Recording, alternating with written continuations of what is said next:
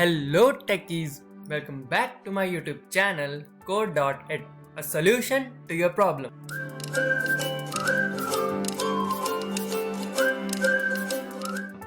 If you are new to this channel, then hit on the subscribe icon and join Code.it family. So today in this video, we'll learn how to play a YouTube video in the background. So without wasting much time, let's get started. So for that, open Google Chrome and search YouTube.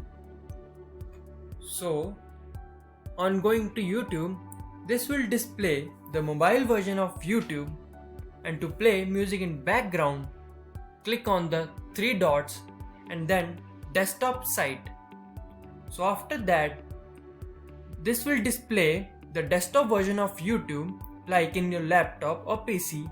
The music plays in background even after you minimize the tab.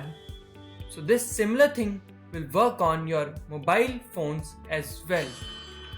So let's start the music and then let's see what happens.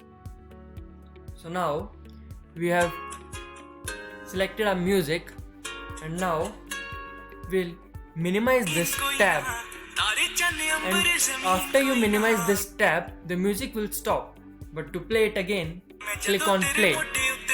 So now the music is playing in background and you are good to go. So that's all for this video. Thanks for watching.